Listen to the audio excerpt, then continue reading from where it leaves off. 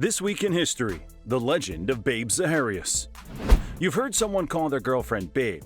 You've heard of Babe Ruth, but what about Babe Zaharias? No, she wasn't Babe Ruth's sister, but she didn't need to because she was more than just a one-sport player.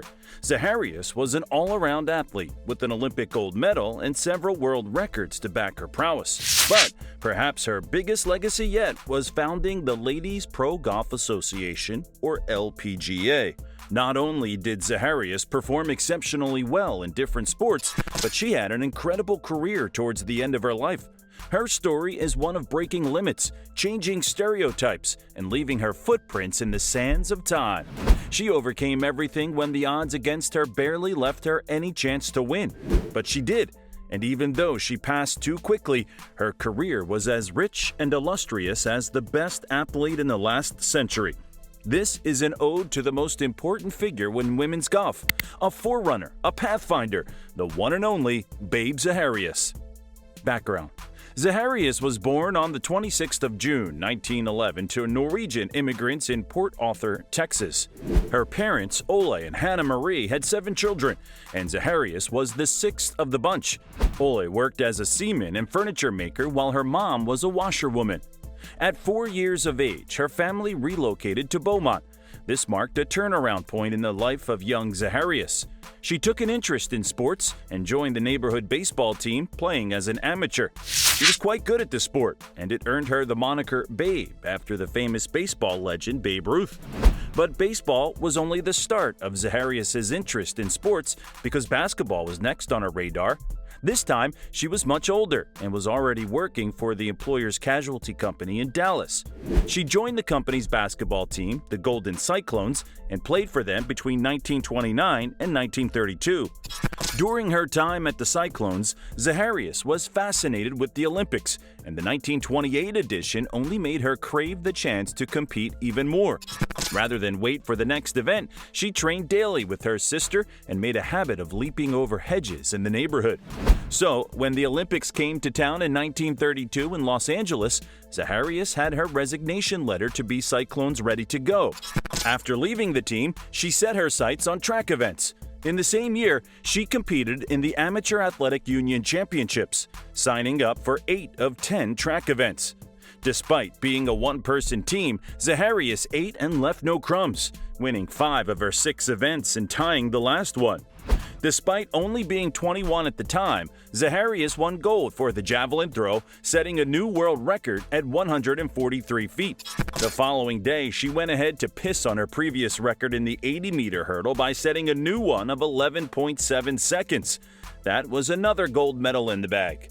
Then came the high jump event that led to a debated finish, with the judges ultimately disqualifying her technique and stripping her of gold for silver. Just to be clear, Zaharias didn't simply stroll into the Olympics to participate in multiple events without any pushback. Women were only allowed to participate in 3 events, but she went for 5 regardless of the repercussions. But Babe was not one to back down easily. Her humble, working-class background meant she had to work hard to earn everything she had, and sometimes that required promoting herself. In an era when women were considered inferior, Zaharias was having none of it, and she made sure it was everyone's problem. She didn't give up baseball, continuing to pitch at spring training for the St. Louis Cardinals. When she wasn't handling a bat, she traded it in for golf clubs at driving exhibitions with Gene Sarazen. And if that seemed like too much fun, she didn't mind playing donkey softball with an all-male touring team. At some point, she even decided to test her mettle against the winning horse of the Kentucky Derby in a foot race. Call her insane, call her determined. Zaharias could care less. But her talents weren't going unnoticed, and neither was her ripping up social conventions. In fact, since she seemed to love men's sports so much, she earned the moniker the Texas Tomboy. Oh, and you better believe she leaned into it, because in 1934, she was playing in the New Orleans Pelicans men's baseball team against the Cleveland Indians. She wound up pitching 2 scoreless innings in that game, and would you know, she broke another record that day, the farthest baseball throw by a woman. Up the athletic ladder. Despite having a plethora of records in multiple sports, Zaharias is best known as a golf legend. Throughout her career, which began in 1933, she won 82 tournaments until her death. Getting into golf wasn't easy. She even faced more resistance than ever before and had to deal with discrimination because of her gender. But this pushback was nothing new to Zaharias, and she knew the only way to shut them up for good, so she started to win. She didn't just leave her wins to golf courses. She acted the full script, securing endorsements and advertising deals like any other golfer. She met her husband, George Zaharias, in 1938 at the Los Angeles Open. He was a wrestler and part-time actor from Colorado, but after their marriage in December of that same year, George became his wife's manager. He dived into the role quickly and had a golf exhibition lined up for Zaharias during their vacation in Australia sometime in 1939. You'd think that Babe proving the naysayers wrong would silence them for good. But as she got older, they only grew louder with their disapproval of her unwomanly conduct. In fact, she would have become a tennis legend had the community not rejected her. That's when she turned to golf. With her husband playing manager and unwilling to cave from backing his wife to go all the way, she eventually earned her amateur status in golf in 1943. For the next 3 years, between 1943 and 1947, when she eventually turned professional, Zaharias won 17 consecutive amateur tournaments. Her love for record-breaking soon made her the first American woman to win the British Women's Amateur Golf Tournament. By 1949, Babe had just about won every golf title available, but she remained unsatisfied with the limitations placed on female golfers. She pitched the idea of the Ladies Professional Golf Association to Patty Berg, and the two founded the LPGA that same year. Berg served as the president during the tour's inaugural campaign, while Zaharias replaced her the following year until she passed.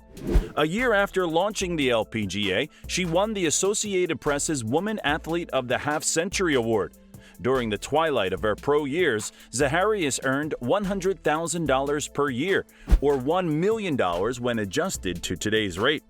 In 1953, Zaharias received a devastating diagnosis of cancer. Despite undergoing surgery and a colostomy, she didn't back down from returning to golf 3 months later. In fact, within a month, she was back to winning ways, including a victory in the U.S. Women's Open in Salem, Massachusetts. Unfortunately, the invincible Texas tomboy bowed out in 1956 at the hands of cancer. The woman, the myth, the legend. In the 20th century, sports bodies gave every silly reason why women couldn't compete in sports and did their best to enforce it, whether it was claiming bogus health reasons or outright belittling them. As you can imagine, Babe Zaharias didn't cut an impressive figure with them exactly as she participated in more sports. At some point, sports publications started to attack her person, with some going as far as saying she was masquerading as a female or wasn't feminine enough. When that wasn't enough, they made up new rules to keep her from competition, but she wouldn't back down. If anything, it only gave Zaharias more reasons to keep fighting to play. Eventually, the powers that be caved. In 1945, she became the first female player in the Los Angeles Open. This set a precedent for women's athletes in sports. If that isn't inspiring enough, her background was anything but impressive. Her immigrant parents barely had a nickel to their name. That wasn't going to stop Zaharias. She found a workaround for her financial shortcomings and didn't let that get in the way of her plans for success.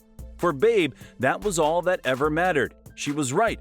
Today, she's regarded by Sports Illustrated as one of the top 10 athletes of the 20th century. Sadly, Zaharias' story isn't as widespread as it deserves. Everyone ought to know about the great Babe Didrikson Zaharias.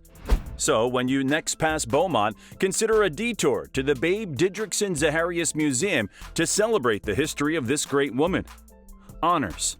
In terms of achievements, Zaharias was more than just a local legend. She was known worldwide by both men and women alike. Her bravery and determination got her on the radar of both fans and detractors. From the time her family relocated to Beaumont, she had been attracting attention by playing in the local baseball league. That only increased when she switched to basketball with the Cyclones.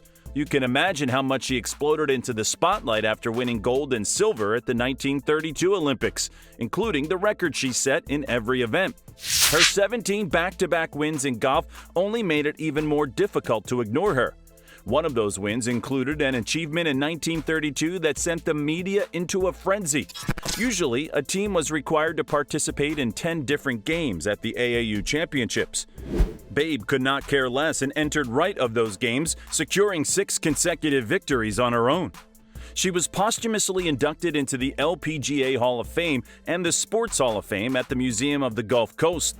Add to that her Bob Jones Award for Distinguished Sportsmanship in 1957.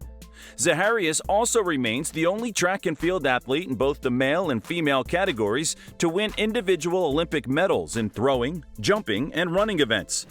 The U.S. Postal Service commemorated her with an 18-cent stamp in 1981. On the 7th of January 2021, she was awarded the Presidential Medal of Freedom. What a woman! Adieu, Texas tomboy. You were a legend in life and remain so in death. If you like videos like this, like, share, subscribe to the channel, and leave us your thoughts in the comments. See you soon. Goodbye.